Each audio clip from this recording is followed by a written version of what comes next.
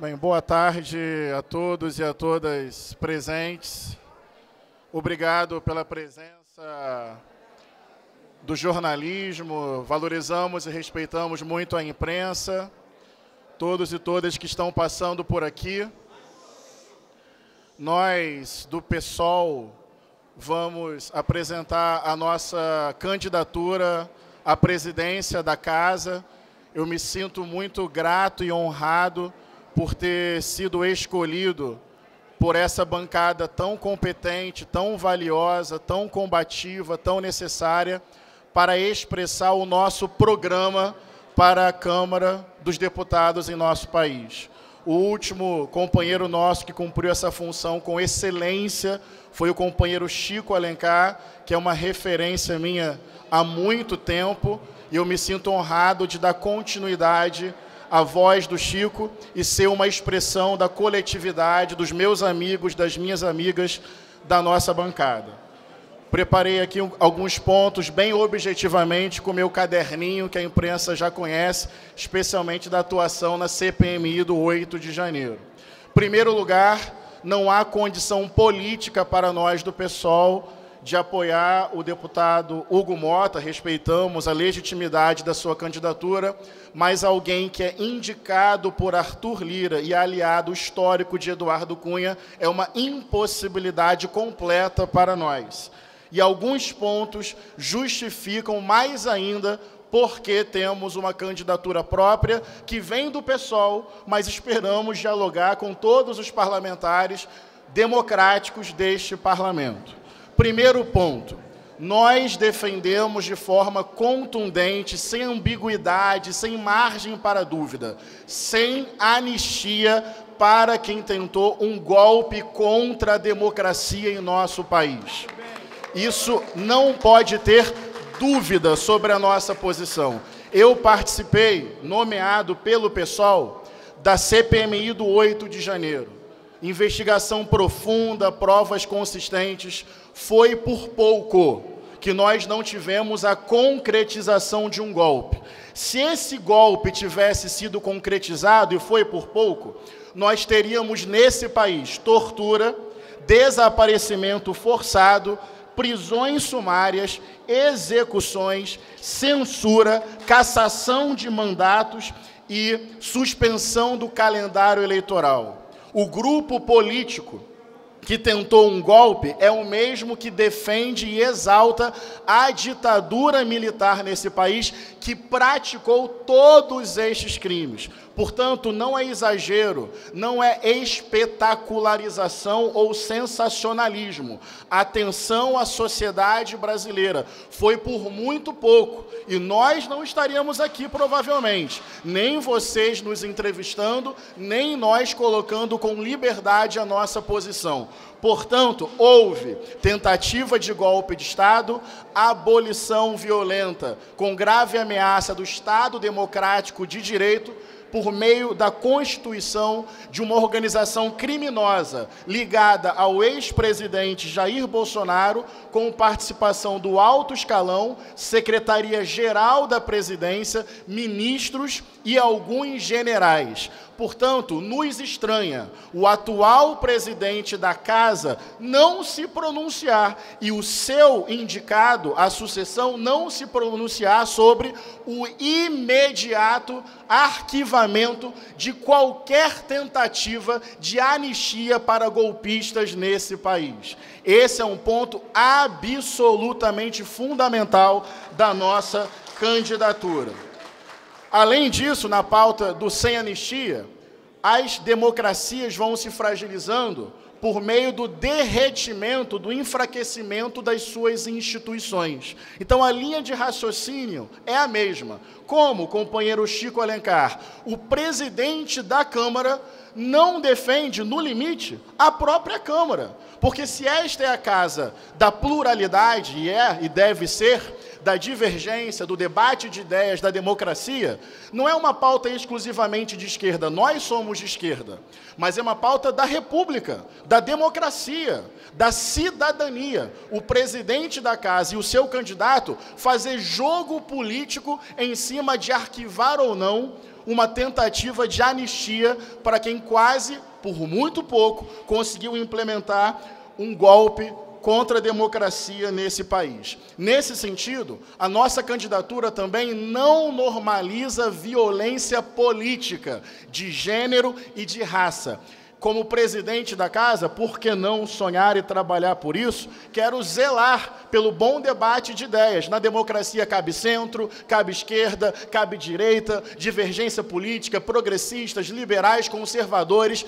Nós queremos dizer, não normalizamos a extrema-direita como força política legítima que cabe dentro do jogo democrático. O que é crime tem que ser tratado como crime. A extrema-direita é estruturalmente antidemocrática. Muitas violências políticas se perpetuam e se normalizam diante dos nossos olhos, no plenário e nas comissões, especialmente contra mulheres e LGBTs. Nós não podemos achar que é liberdade de expressão.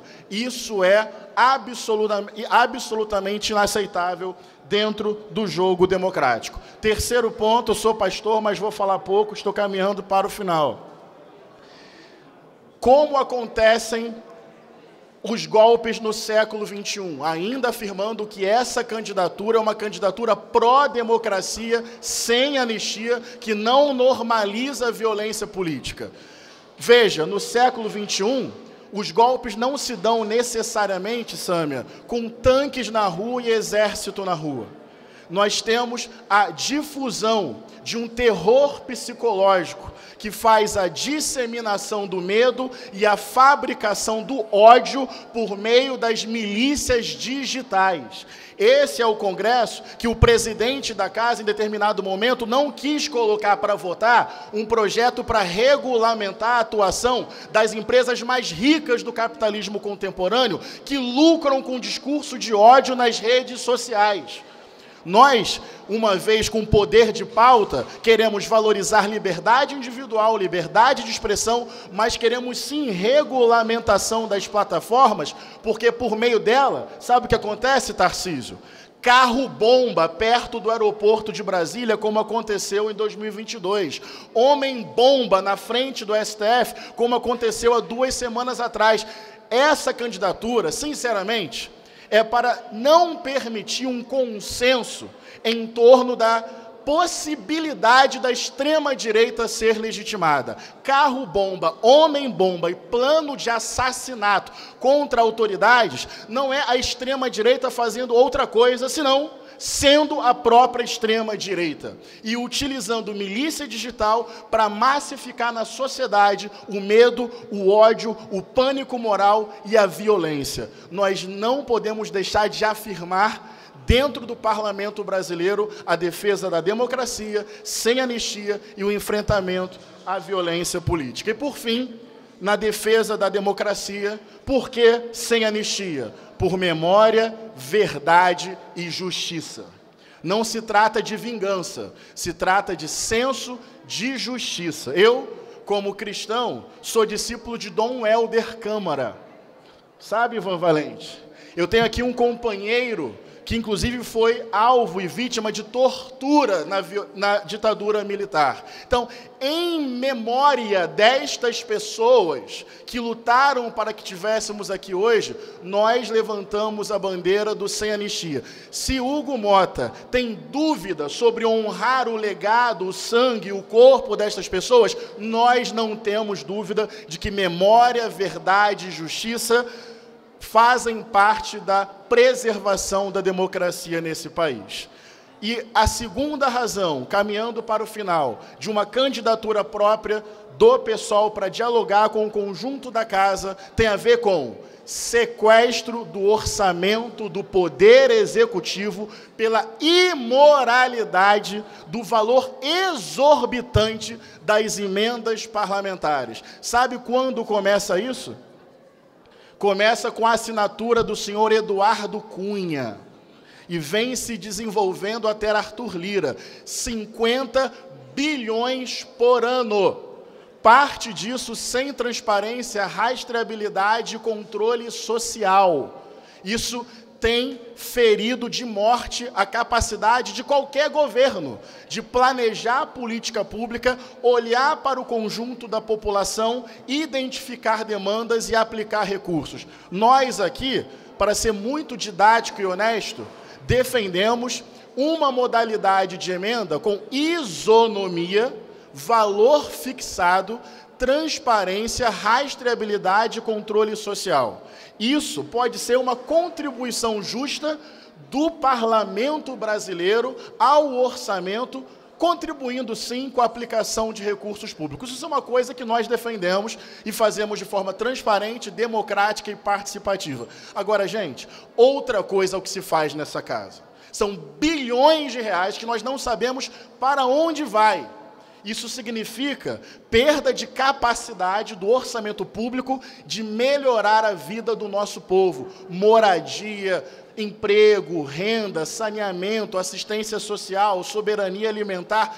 Então, esse sequestro do orçamento do Poder Executivo é uma anomalia, desequilibrando a relação entre os três poderes, desequilibrando a lógica da governabilidade e, sinceramente, abre brecha, sim, para esquema, apropriação indevida, corrupção e, lá na ponta, quem sofre é o povo. E o último ponto que eu quero levantar, que justifica e muito a nossa candidatura, é que, veja, o presidente da casa tem o poder da pauta. Ele ouve o colégio de líderes, assim diz o regimento interno, e, a partir disso, ouvido o colégio de líderes, ele determina a pauta. Agora, curiosamente, está no nosso regimento interno. A partir dessa reunião, ele decide o que vai ser votado e já indica no próximo mês.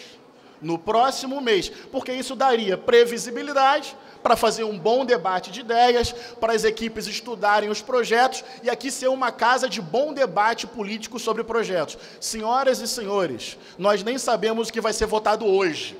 Não há previsibilidade nenhuma. Isso é decidido em algum lugar. Muitas vezes, sequer no colégio de líderes, o debate é aberto. A pauta vem de tarde para a noite. Isso é risível, é um desrespeito ao trabalho dos bons parlamentares e das equipes que querem estudar, se preparar, emitir opinião. Eu não acho isso tecnicismo, não. Eu acho isso muito grave. Você não liberar a pauta, em algum lugar não democrático, ela está sendo definida. E a capacidade da gente estudar, pesquisar, se preparar e votar diminui sensivelmente. Mas, além disso, nós temos um compromisso. Havendo uma presidência da casa do nosso campo, projetos contra a classe trabalhadora desse país, sinceramente, não vão andar. O papo é político, sincero e honesto. Essa Câmara, hoje, é pressionada por interesses de ajuste fiscal, de corte de gastos, de não ampliar investimentos para o nosso povo. Nós, com poder de pauta e capacidade de ouvir o colégio de líderes, mas na prerrogativa do presidente decidir o que vai à votação, pressão para aniquilar ainda mais as condições do nosso povo, não passa por nós. Agora, acabar com a jornada 6x1 passa. Projetos de soberania alimentar, combate à fome, passa. Projeto de demarcação de terra indígena e de reforma agrária, passa. Projeto... Oi? Projetos de defesa da Amazônia, da Mata Atlântica, do bioma, da biodiversidade, nós vamos botar a celeridade, queremos que aprove. Projeto de defesa do povo negro, dos quilombolas, dos indígenas, das mulheres, da diversidade. Sim, nós temos lado. O lado da democracia, da justiça social, da soberania alimentar, do combate à fome, da defesa da biodiversidade. O governo brasileiro, para concluir, acabou de lançar uma aliança global contra a fome. O quanto isso vai influenciar a Câmara dos Deputados para ela se comprometer com uma agenda de soberania alimentar e de combate à fome. Pessoal, nossa candidatura não é mimimi, não é sectária, não é meramente demarcatória. Não dá para fechar com o aliado de Eduardo Cunha, indicado por Arthur Lira, que tem dúvidas sobre o que fazer com o projeto de anistia. Não dá para fechar com alguém que não tem compromisso com o povo mais pobre, explorado, trabalhador deste país. Então, assim, vamos dialogar com todos os deputados, vamos usar a imprensa, as redes, as ruas, porque esse partido cumpre a sua função. Necessário, relevante, combativo, democrático, disposto ao bom diálogo, respeito à diversidade, firmeza e projeto. Agradeço imensamente a presença de vocês aqui e temos convicção de que... Oi? Vou abrir. Agradeço imensamente a presença de vocês aqui. É o meu primeiro mandato e como pastor que respeita o Estado laico à diversidade, homem negro, militante dos direitos humanos, me sinto profundamente honrado de representar esses companheiros, de ser o candidato da Erundina. Bem, isso para mim é para colocar no meu currículo para o resto da minha vida. Estou muito feliz, muito honrado. Que bom que existe voz dissonante, serena, ponderada, corajosa, equilibrada e coletiva para dizer: extrema-direita, não normalizamos. Fascismo, não trabalhamos como força política legítima. Defesa dos trabalhadores, não abrimos mão. Espero que tratem com respeito quem defende profundamente a democracia nesse país. Muito obrigado e eu abro para perguntas, se alguém quiser fazer. Sim, quem quiser fazer pergunta.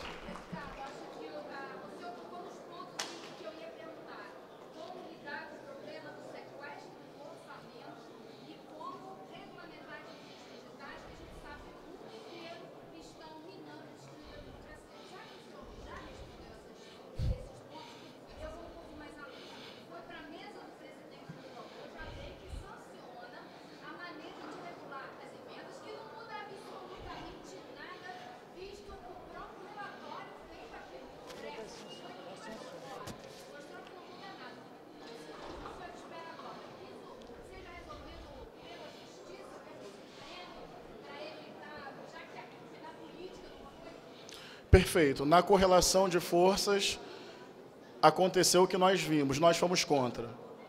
Nós achamos que o projeto aprovado não resolve os problemas mais importantes sobre transparência, rastreabilidade e controle social sobre as emendas. Então, na instância da Justiça e da própria fiscalização do STF, nós esperamos que alguma incidência possa ser feita. A gente, como presidência da Casa, pode retomar o debate político sem problema algum, é o nosso objetivo. O pessoal defende rastreabilidade, o pessoal defende critérios nítidos para a distribuição dos valores entre as comissões, o pessoal defende isonomia entre os parlamentares e redução significativa do montante global das emendas, porque é uma anomalia o que acontece hoje. Nós propusemos, numa das nossas emendas, um reajuste que possa fazer com que cada vez menos o valor total dessas emendas seja menor com relação à capacidade de investimento do governo federal. Então, é menos um número e mais um método que impõe a moralidade e controle para não continuar esse crescimento excessivo das emendas parlamentares. Sinceramente, grande parte delas sem transparência, nós nem sabemos qual é o efeito e qual é o impacto na vida do nosso povo. Mais alguma pergunta?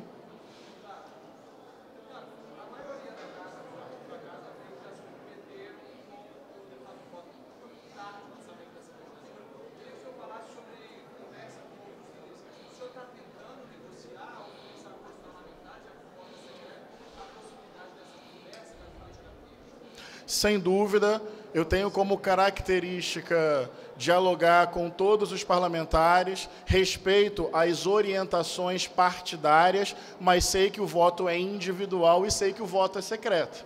Então, uma vez a gente oficializando o nosso programa e a nossa candidatura, com absoluta certeza, ainda tem um bom tempo para fazer uma boa rodada de debate com parlamentares do campo democrático, e quando eu falo democrático, esquerda, centro, direita, progressistas, conservadores, liberais, liberais para ampliar significativamente a margem de votação na nossa candidatura. Quanto menos voto em Hugo Mota, melhor para o debate político e para a democracia dentro dessa casa. Cada voto que a gente tirar dele, no respeito, no bom debate, no convencimento, nas ideias, eu acho excelente para a democracia interna na Câmara dos Deputados.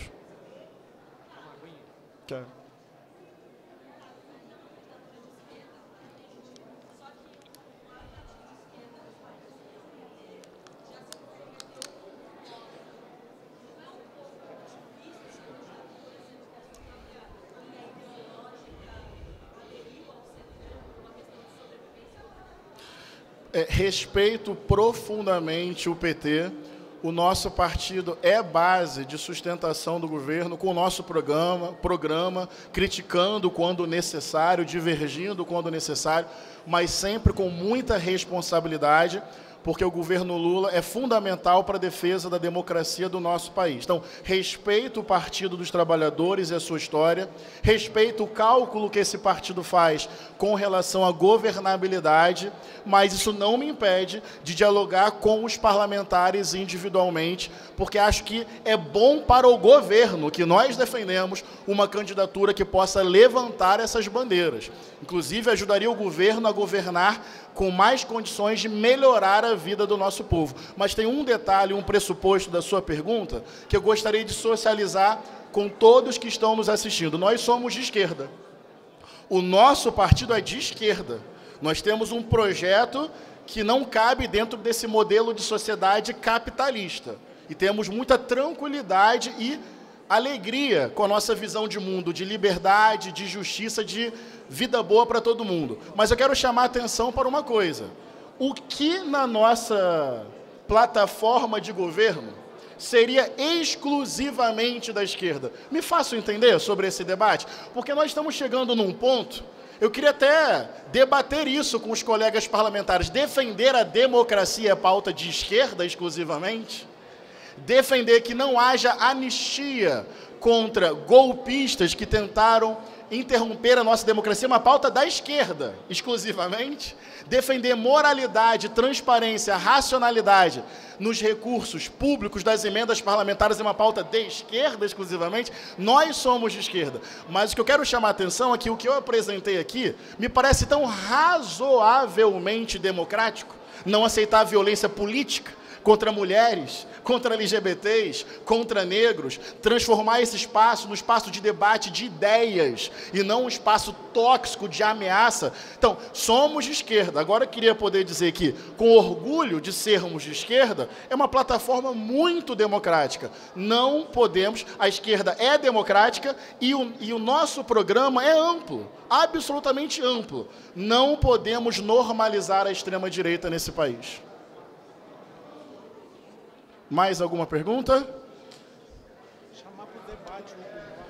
E gostaríamos, o Chico Alencar me alerta aqui e me sugere um convite fraterno e respeitoso ao Hugo Mota para um bom debate na TV Câmara, na imprensa, na mídia, na praça pública, na esquina, na rua, no campo, na cidade, num sindicato, numa empresa, onde ele quiser, de forma transparente, equilibrada e respeitosa, debater ideias, terei muito prazer de assim fazer. Tá bom, gente? Ideias e não oferta de cargos. Sim. Inclusive no TCU, nós não temos para oferecer. Vou aproveitar aqui e brevemente perguntar a algum colega da nossa bancada se gostaria de fazer alguma fala ou se eu encerro. Tá.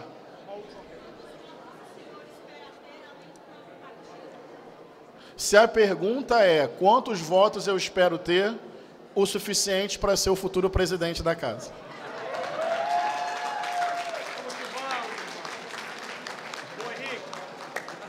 Olha, gente, o Nelson Rodrigues disse uma frase que todo mundo sabe. Toda unanimidade é burra. Mas ele acrescentou, quem pensa com a unanimidade não precisa pensar. Nós pensamos e entendemos o parlamento como o espaço do dissenso.